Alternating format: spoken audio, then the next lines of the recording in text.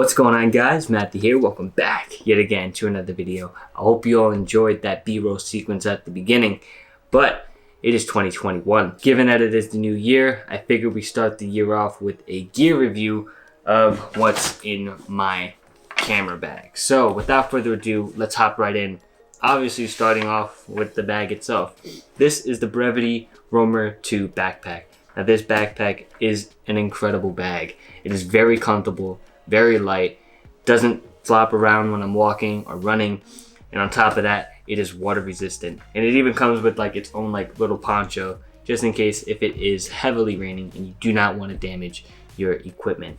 Has lots of pockets and storage units that way if you want to hide your things like your wallet, your phone, keys, whatever, there's many compartments where you can put your stuff at. On top of that, it is a very low-key looking bag. It doesn't scream, hey, there is a $1,000 camera in my bag.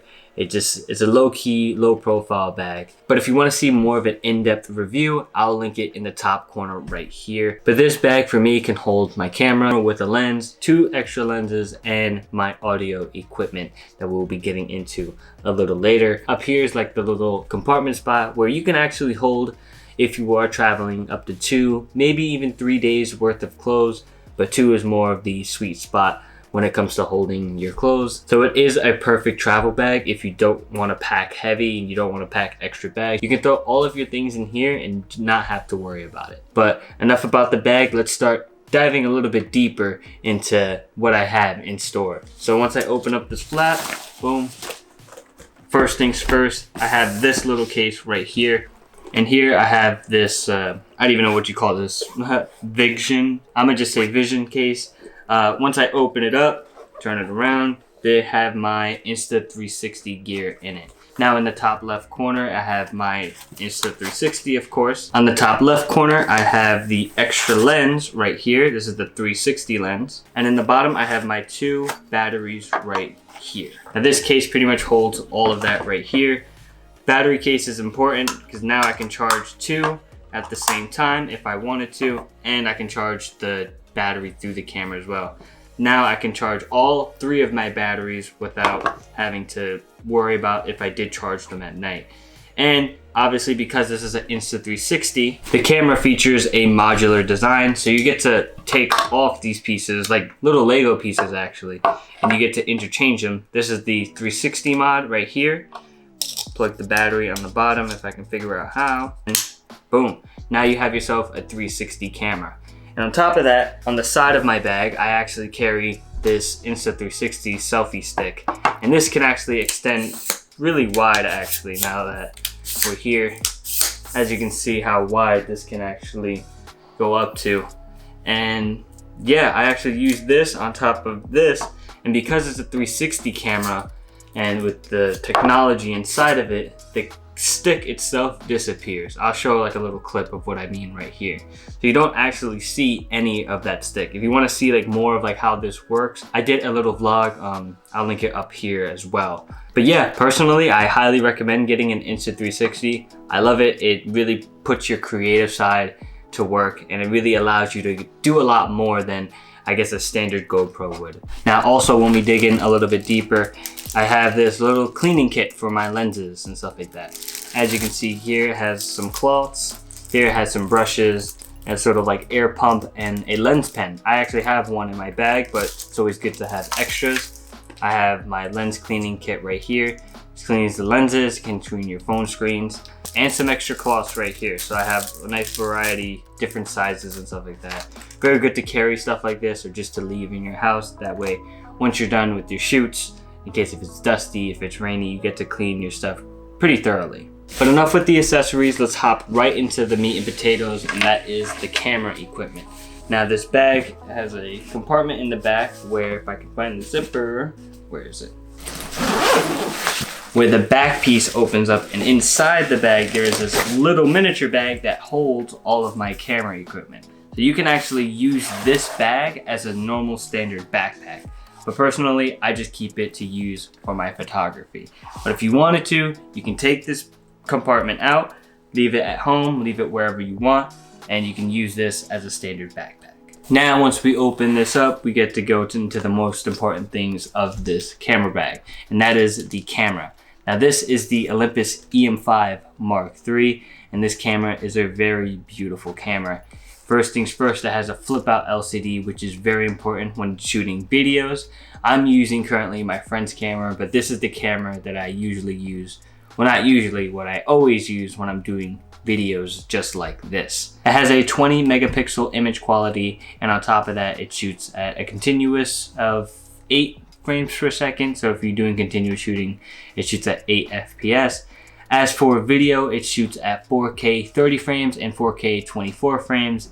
And if you want to go a little bit faster than that, it can do 1080p at 60 frames and 120 frames. You can also do 1080p at 30 frames if you would like to do that. The build quality is nice. The shutter is nice and soft. It's not loud at all. It has an amazing electronic viewfinder and a nice sort of like vintage look to it. It looks like one of those older cameras, but it's a nice modern look to it as well. Now, as for the lens, this is the 12-40 f2.8 Pro lens. Now, every time I talk about this lens, I always say how this pretty much lives on my camera just because of how versatile it is. It has 12 millimeters, so that way it goes nice and wide, just in case if I'm in a cramped space.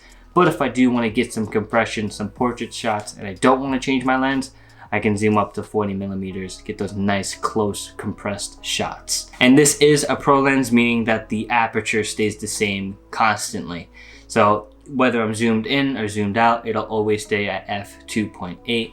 And it has this manual focus ring right here. I can pull it back. That's switched automatically to manual focus, but if I switch it up, it goes back to autofocus. And on top of that, it is weather resistant, so I can go out in rain. My camera is also weather resistant as well, so that's why I really like this camera setup right here with the 1240 and this camera body, because both are weather resistant. I can go out in light to moderate rain, and I do not have to worry about damaging my equipment. Now, moving on to my prime lens. This is the Lumix 25mm f1.7 prime lens. Now, this lens is a portrait lens for sure.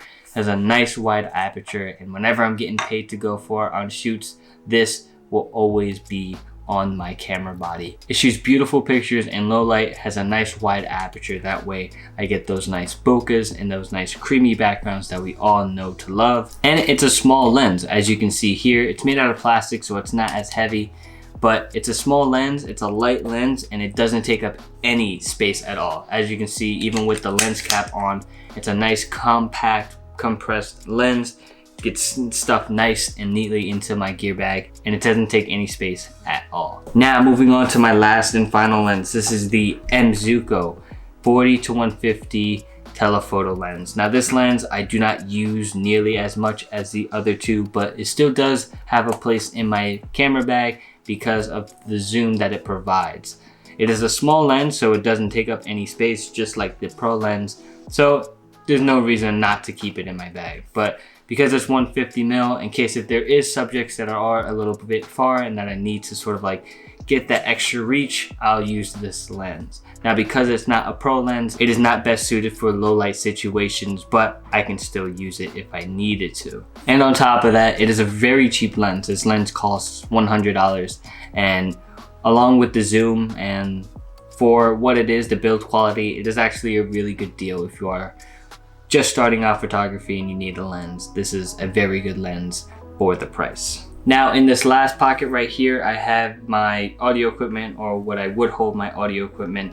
All I have is my dead cat, but I'm using the microphone for this video right now, and the microphone is the Rode Mic Mini. Because I shoot mirrorless and because of how small my equipment is, having a large microphone really wouldn't fit that aesthetic. So the Rode Mic Mini was like the best bet when it came to using a microphone.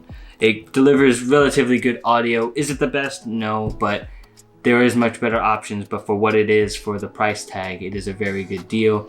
Doesn't require any batteries. All you gotta do is plug it into your camera and you're good to go. You have nice, relatively decent audio. Now, some other things that I do carry, and that is actually the tripod and light panel that I carry right here. This is not an aperture light, it's not a lamp. this is actually a light panel that I use for this video. It is the litho light panel, and it has many different colors. It has this sort of like key light color where you can get sort of like a bluish color or a warm color like I'm using right now. It has many different color animations, flashes, fades, and stuff like that. But it is a very good deal for the price. It goes nice and bright, and it goes low if you need to.